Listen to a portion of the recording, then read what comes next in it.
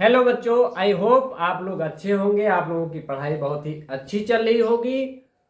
आप लोग पढ़ रहे थे फिजिक्स चैप्टर फर्स्ट, वैद्युत आवेश तथा क्षेत्र।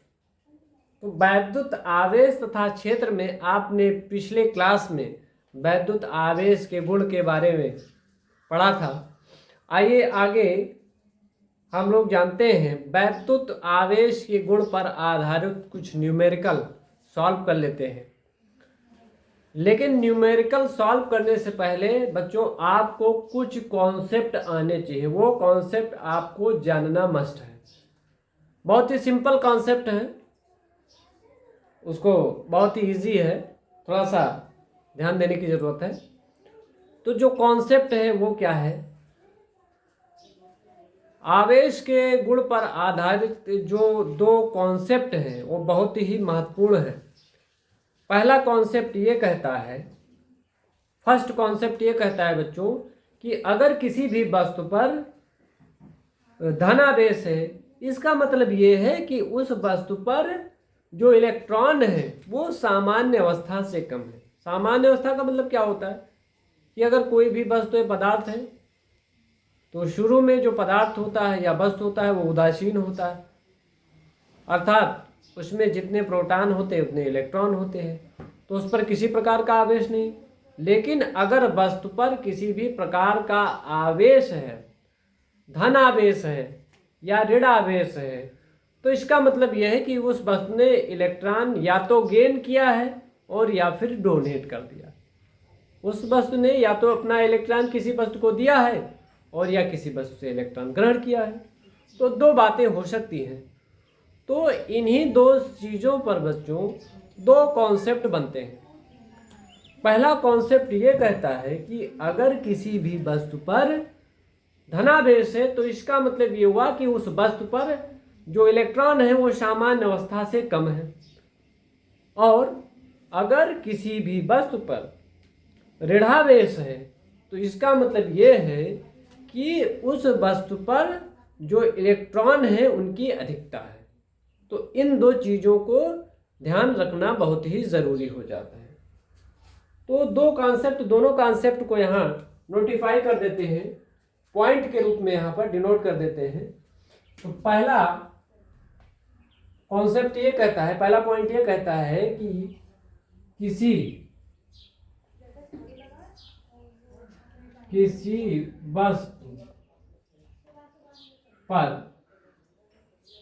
वस्तु पर धनावेश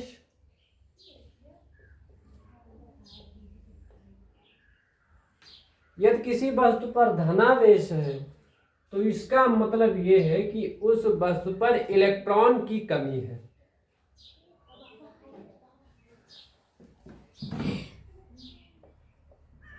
इलेक्ट्रॉन की कमी है।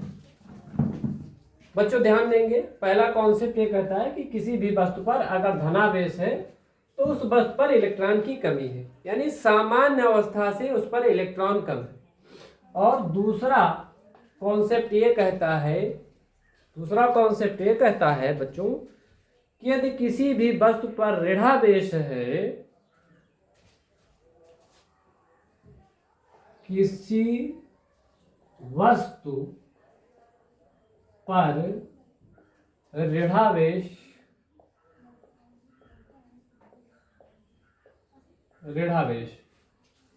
तो यदि किसी वस्तु पर ऋणावेश है तो इसका मतलब उस वस्तु पर इलेक्ट्रॉन की अधिकता है।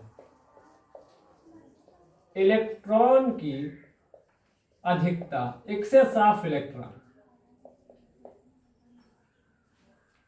तो बच्चों ये दो कॉन्सेप्ट आपको ध्यान रखना बहुत ही जरूरी है। और आइए इस पर न्यूमेरिकल देख लेते हैं, बेस्ड न्यूमेरिकल सॉल्व करते हैं। तो पहला न्यूमेरिकल हम लोग सॉल्व करते हैं। पहला न्यूमेरिकल क्या है कि यदि किसी वस्तु पर 4.8 इंटू 10⁻⁻19 कूलम धनावेश है। फर्स्ट न्यूमेरिकल है आपका, फर्स्ट न्यूमेरिकल है कि यदि कोई वस्तु यदि कोई वस्तु 4.8 इंटू 10⁻⁻19 कूलम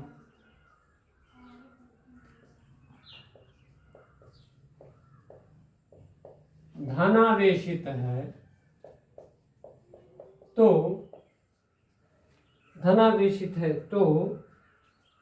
कितने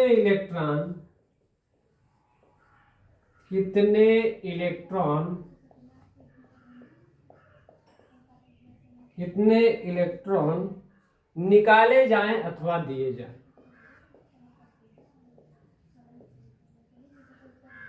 निकाले जाएं अथवा दिए जाएं।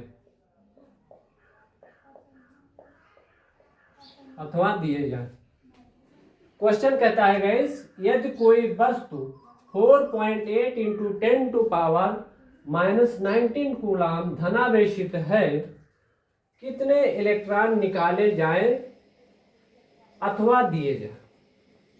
आइए क्वेश्चन को समझ लेते हैं अच्छे से। क्वेश्चन कह रहा है कि कितने इलेक्ट्रॉन निकाले जाएं अथवा दिए जाएं। तो हमारा कॉन्सेप्ट क्या कहता है? कॉन्सेप्ट बेस्ड क्वेश्चन है। हमारा कॉन्सेप्ट कहता है, पहला कॉन्सेप्ट, किसी वस्तु पर यदि धनावेश है तो इलेक्ट्रॉन की कमी है। अगर कोई वस्तु धनावेशित है तो इसका मतलब यह है कि उस पर इलेक्ट्रॉन की कमी है। धनावेशित इसलिए है वो वस्तु क्योंकि उसने अपना इलेक्ट्रॉन किसी दूसरे वस्तु को दिया होगा, तभी वो धनावेशित है। तो किसी भी वस्तु पर धनावेश का होना उस वस्तु पर इलेक्ट्रॉनों की कमी को प्रदर्शित करता है। तो जो पहला कॉन्सेप्ट यहाँ है बच्चों, उसी पर बेस्ड ये न्यूमेरिकल प्रॉब्लम है। इसमें क्वेश्चन में आपसे पूछ रहा है कि कितने इलेक्ट्रॉन निकाले जाएं। तो चूंकि ये धनावेशित है, ये वस्तु धनावेशित है, तो एक आंसर तो यहाँ से निकल रहा है कि इलेक्ट्रॉन निकाले जाएं। इलेक्ट्रॉन निकाले जाएंगे तभी वो वस्तु धनावेशित होगी। जब उस वस्तु में इलेक्ट्रॉन निकाल दिए जाएंगे, वह वस्तु अपना इलेक्ट्रॉन किसी दूसरे वस्तु को देगी तभी धनावेशित होगी। इसलिए इसका जो पहला जवाब निकल करके आ रहा है, जो आंसर निकल करके आ रहा है बच्चों, वो इलेक्ट्रॉन निकाले जाएं। अब कितने इलेक्ट्रॉन निकाले जाएं, आइए इसका सॉल्यूशन देख लेते हैं। सॉल्यूशन, तो क्वेश्चन कह रहा है गाइस, कोई वस्तु 4.8 इंटू 10⁻⁻19 कूलम धनावेशित है, पॉजिटिव चार्ज है इस पर। तो जो आवेश है इस पर, वस्तु पर जो आवेश है, वस्तु पर धनावेश, वस्तु पर जो धनावेश है वो 4.8 इंटू 10⁻⁻19 इतना धनावेश है वस्तु पर।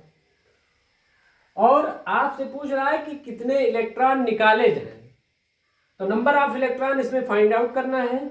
और जो मूल आवेश होता है, गाइस ध्यान देंगे, मूल आवेश के बारे में आपको पिछले क्लास में बताया गया था कि मूल आवेश क्या होता है। तो मूल आवेश जो ई, जिसको ई से रिप्रेजेंट करते हैं, ई की वैल्यू होती है 1.6 इंटू 10⁻⁻19 कूलम। ये मूल आवेश होता है। और आपको यहाँ क्या फाइंड आउट करना है? यहाँ पर आपको क्वेश्चन कह रहा है कितने इलेक्ट्रॉन निकाले जाएं अथवा दिए जाएं। तो इलेक्ट्रॉन निकाले जाएं क्योंकि ये वस्तु धनावेशित है। तो ये चीज तो क्लियर हो गया कि इलेक्ट्रॉन निकाले जाएं, और ये चीज यही खत्म हो जाता है, दिए जाएं, क्योंकि इलेक्ट्रॉन दिया नहीं जाएगा क्योंकि वस्तु हमारे पास धनावेशित है। तो कितने इलेक्ट्रॉन निकाले जाएं, तो नंबर ऑफ इलेक्ट्रॉन यहां पर फाइंड आउट करना है, यानी n हमको फाइंड आउट करना है।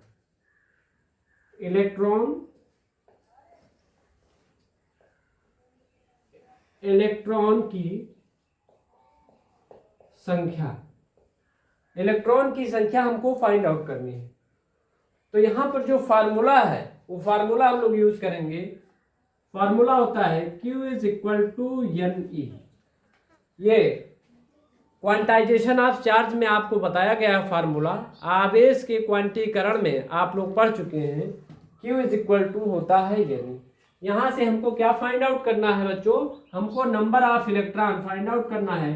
तो N is equal to Q upon E हो जाएगा। और यहाँ पर ये जो Q की वैल्यू है वो दी गई है 4.8 इंटू 10⁻⁻19 ये दी गई है।